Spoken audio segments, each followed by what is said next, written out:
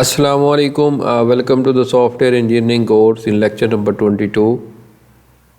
Last lecture में हमने MVC pattern की बात की थी और मैंने काफ़ी डिटेल के साथ आपको बताया था कि मॉडल व्यू कंट्रोलर पैटर्न बहुत ज़्यादा इम्पॉर्टेंट है और इसको आजकल हर कोई इस्तेमाल कर रहा है।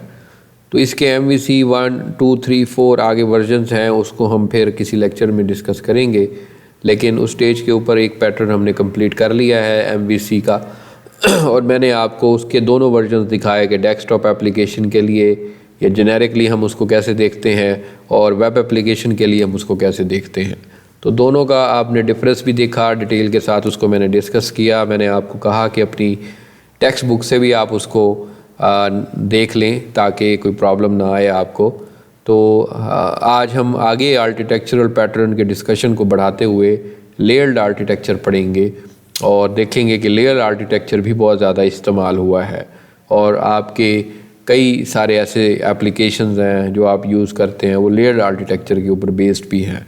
तो ये भी काफ़ी अच्छा पैटर्न होता है।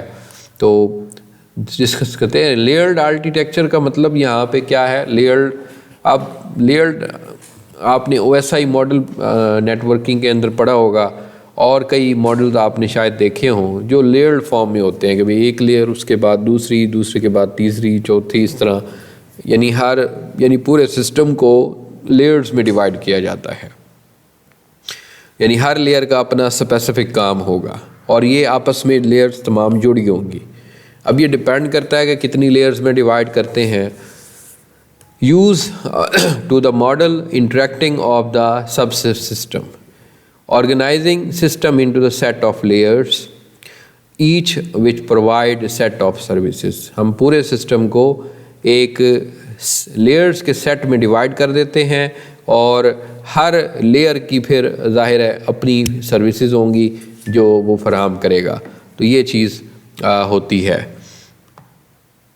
उसके बाद नेक्स्ट अगर हम देखें तो support the incremental development of the sub system is different layer. ऐसे मॉडल अभी हम आगे चल के इंक्रीमेंटल मॉडल देखेंगे। इंक्रीमेंटल मॉडल या इंक्रीमेंटल डेवलपमेंट ये होती है कि जब आप एक सिस्टम को बना देते हैं तो फिर उसके बाद फ्रीक्वेंटली मंथली या ईयरली आप चाहते हैं कि उसके अंदर मैं नए फीचर्स ऐड करता रहूं और वो उसको इनकॉर्पोरेट करता रहे सिस्टम। तो उसका जो मॉडल हो वो इंक्रीमेंटल या इंक्रीमेंटल डेवलपमेंट जो है वो मॉडल कहलाता है। When a layer interface changes only adjacent layer is affected. अब इसका एक ये भी फ़ायदा है कि अगर हम किसी ख़ास एक लेयर पे चेंज करते हैं तो हमें बस उसी लेयर के अंदर ही इनकॉर्पोरेशन करनी है, इफेक्ट उसी को ही करेगा वो, ये नहीं है कि बाकी लेयर्स को भी इफेक्ट करेगा। तो लेयर आर्किटेक्चर का सबसे बड़ा एडवांटेज एक ये भी है। However often artificial of the structure system in this way. तो देख लेते हैं इसको। अब इसको सबसे पहले टैबुलर फॉर्म में देखेंगे, जैसे हमने MVC को डिस्कस किया था वैसे ही हम इसको देख लेते हैं कि इसको सबसे पहले टैबुलर फॉर्म में देखेंगे, ऑफ कोर्स फिर इसको ग्राफिकल फॉर्म में देखेंगे। तो लेयर आर्किटेक्चर की जो डिस्क्रिप्शन है, organise system into the layer with related functionality associated with each layer. तो जैसे मैंने आपको बताया है कि तमाम लेयर्स को हम पूरे सिस्टम को हम लेयर्स में डिवाइड करेंगे और हर लेयर की एक रिलेटेड फंक्शनैलिटी होगी जो एक दूसरे को वो प्रोवाइड करेंगी। A layer provide the services to the layer above it the lowest layer present core services. तो किया ये जाता है कि जो सबसे कोर सर्विसेज होती हैं, बुनियादी सर्विसेज सबसे लोअर लेयर पर रखी जाती हैं और उसके ऊपर उससे जो ज़्यादा मतलब जेनेरिकली जो होती हैं या हायर लेवल की होती हैं वो उससे टॉप मोस्ट लेयर पे रखी जाती हैं। तो इस तरीके से ये पूरा सिस्टम डिज़ाइन होता है। एग्जांपल यही है कि जो कॉपीराइट डॉक्यूमेंट्स हैं, system sharing system, document sharing system, उनके अंदर ये लेयर्ड मॉडल इस्तेमाल हो सकते हैं और इसकी एग्जांपल है when the building the new facility top of the existing system। मैंने जैसे आपको कहा है कि एक सिस्टम बन चुका है, आप ये चाहते हैं कि अब इस ईयर मैंने उसके अंदर नए फीचर्स ऐड करने हैं, तो आप उस सिस्टम के ऊपर नए फीचर्स लगा देंगे, एक और लेयर ऐड कर देंगे या उसी लेयर में चेंज कर देंगे जिससे एक लेयर में जाना है। तो ओवरऑल सिस्टम आपका اس کے ساتھ انکارپوریٹ کر لے گا.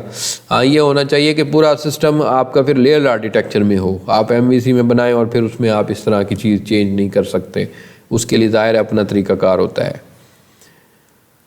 تو یہاں پہ when the development is spread across the several team with each other, جہاں پہ ایک یہ بھی ہوتا ہے کہ ایک بہت بڑا پروجیکٹ آپ بنا رہے ہیں, اس کے اندر ٹیمز کافی ساری ہیں, تو وہاں پہ پھر ہم لیئرز آرکیٹیکچر کو یوز کر سکتے ہیں. وہاں پہ ظاہر ہے ایک لیئر ایک ٹیم کے اوپر اس کو آپ ایلوکیٹ کر دیں گے, دوسری لیئر دوسری ٹیم کو ایلوکیٹ کر دیں گے, تیسری لیئر کسی تیسری ٹیم کو ایلوکیٹ کر دیں گے. تو اس طرح وہ کام بڑا پروڈکٹیوٹی فاسٹ ہو جاتی ہے اور کوالٹی وائز کام اچھا ہوتا ہے. اس کے بعد when there is a requirement for the multi level security, کہ آپ فرض کریں کہ ایک کئی لیول کی سیکورٹی پرووائڈ کرنا چاہتے ہیں کہ جی سب سے پہلے یوزر نیم اور پاسورڈ انٹر ہو, پھر اس کے بعد جی آگے کوئی فنگر پرنٹ وغیرہ ہو, اس کے بعد فیشل ایکسپریشن ہو, اس کے بعد آئیز ریٹینا ہو. تو اس طرح آپ دیکھیں کہ ملٹیپل سیکورٹی لیئرز کے اندر آپ امپلیمنٹ کر سکتے ہیں. ایڈوانٹیجز کیا ہیں؟ Allow the replacement entire layer so a long interface maintain. تو جیسے میں نے کہا ہے کہ اگر ایک بہت عرصے کے بعد آپ مثال کے طور پر انٹرفیس چینج کرنا چاہتے ہیں اس سسٹم کا, تو جو انٹرفیس والی لیئر ہے اس کو آپ بدل دیں, اوور آل سسٹم کو زیادہ چینج آپ کو نہیں کرنا پڑے گا. Redundant facilities just like as authentication can be provided in each layer, increase the dependability of the system. کیونکہ سیکورٹی آج کل کی اپلیکیشن میں بہت زیادہ امپورٹنٹ ہوتی ہے, تو ہم سیکورٹی کا ایک لیئر وائز انالیسس کر سکتے ہیں. ہم ہر لیئر کے اوپر سیکورٹی کو زیادہ سے زیادہ انفورس کر سکتے ہیں, جس سے اوور آل ہمارا سسٹم سیکیور ہوگا اور اس میں کوئی ایسی پرابلم نہیں ہوگی. آف کورس جیسے ایڈوانٹیجز ہوتے ہیں ویسے ڈس ایڈوانٹیج بھی ہیں. In practice providing the clean separation of the between is difficult. یعنی اگر آپ چاہیں کہ بالکل ہی سپریشن ہو ہر چیز کی تو وہ تو ممکن نہیں ہے. تھوڑی مطلب ہائر میڈیم لیول کی سپریشن ہو سکتی ہے, تو آپ ہر چیز کو ہی الگ کر دیں تو وہ تو ممکن نہیں ہے, اس سے تو ظاہر ہے پورا سسٹم ہی بگڑ جائے گا. تو performance can be problem because the multiple levels of interpretation of services request is processed at each layer. یہ فیکٹر بھی ایک دیکھنے کو مل سکتا ہے کہ جو سپیڈ ہے وہ تھوڑی سی کم ہو جائے, کیونکہ آپ دیکھیں کہ ہر لیئر کا کام ہے, اس لیئر نے اپنی فنکشنالٹی اگلی لیئر کو پرووائڈ کرنی ہے, پھر اس کا کام ہے پھر اس نے آگے فردر لیئر کو پرووائڈ کرنی ہے. تو یہ سلسلہ ظاہر ہے اپنی اپنی لیئرز تک تو محدود نہیں ہے, اس نے آگے بھی پرووائڈ کرنا ہے دوسری لیئر کو اپنا جو بھی پروسیس کمپلیٹ کرنے کے بعد. تو ایسا ہو سکتا ہے کہ پرفارمنس کا تھوڑا سا فیکٹر آ جائے. تو اب ہم اس کو سب سے پہلے وہی جیسے ہم نے MVC ڈسکس کیا تھا کہ جنیرکلی دیکھ لیتے ہیں اس کا جو گرافیکل پیٹرن ہے, پھر ہم آگے ویب بیسڈ بھی دیکھ لیں گے. تو بڑا سمپل سا پیٹرن ہے اس کا سوری. تو یہاں پہ ہمارے پاس سب سے پہلے یہ 4 لیئرز میں نے سسٹم دکھایا ہے آپ کو. تو نیچے آپ دیکھیں کہ سب سے پہلے سسٹم سپورٹ ہے جس میں تمام ہارڈ ویئر OS اور ڈیٹا بیس کی ڈیٹیل ہے. اس کے بعد بزنس یا بزنس لاجک لیئر کہلاتی ہے, یا اوور آل کور لیئر اس کو کہتے ہیں, جس میں پورے بزنس کی فنکشنالٹی کو امپلیمنٹ کیا جاتا ہے. اس کے اوپر یوزر انٹرفیس مینجمنٹ لیئر ہوتی ہے, یا اتھینٹیکیشن یا آتھورائزیشن. یہ یوزر انٹرفیس پہلے ایک ہی لیئر میں ہوا کرتا تھا, لیکن بعد میں جب سیکورٹی کی بہت زیادہ پرابلم آنا سٹارٹ ہو گئی تو ایک لیئر یوزر انٹرفیس کے لیے الگ کر دی گئی, اور اس میں یہ جو اتھینٹیکیشن کی پرابلمز ہیں ان کو کیپچر کیا جاتا ہے. اور فل اینڈ ہائر لیول پہ جو آپ کو لیئر نظر آ رہی ہے وہ یوزر انٹرفیس ہے, جو کہ آپ کی ایک ویب اپلیکیشن کا انٹرفیس ہو سکتا ہے یا اوور آل اپلیکیشن کا انٹرفیس ہو سکتا ہے. تو بیسیکلی بٹنز اور وہ مینیوز اور تمام چیزیں آپ کو اسی لیئر کے اوپر یوزر کو شو ہوتی ہیں. یوزر ان سے انٹریکٹ کرتا ہے, پھر آگے وہ تمام کنٹرولز وغیرہ جو بھی ڈیٹا آپ وہاں پہ انٹر کرتے ہیں وہ یہاں پہ آ جاتا ہے. یہاں سے وہ اتھینٹیکیٹ ہوتا ہے. فرض کریں یوزر نیم اور پاسورڈ دیا تو یہاں اتھینٹیکیٹ ہوگا کہ آپ آتھورائزڈ ہیں یا ان آتھورائزڈ ہیں, اس چیز کا ڈیسیژن ہوگا, پھر آگے وہ پاس کیا جائے گا. تو یہ ایک جنیرکلی آپ لیئرڈ آرکیٹیکچر دیکھ سکتے ہیں.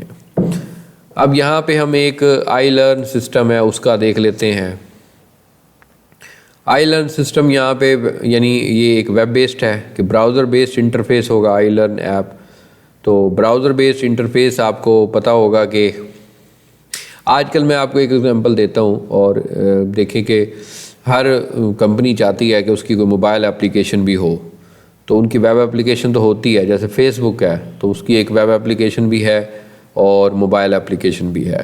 تو بیسیکلی آپ اس لیئر کے اوپر انٹرفیس جو ہے وہ ایک پرووائڈ کر دیتے ہیں ویب بیسڈ کا، اور دوسرا پرووائڈ کر دیتے ہیں موبائل یعنی اینڈرائڈ بیسڈ یا آئی او ایس بیسڈ انٹرفیس.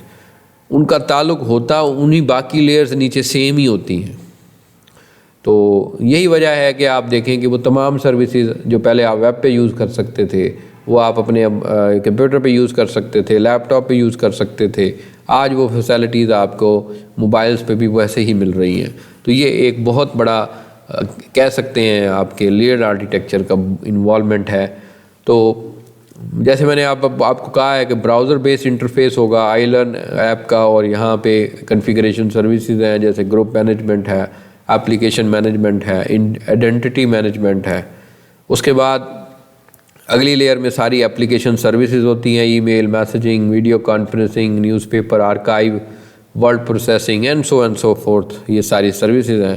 اور نیچے ساری یوٹیلیٹی سروسز ہوتی ہیں جس میں authentication, logging and monitoring, user storage, interfacing and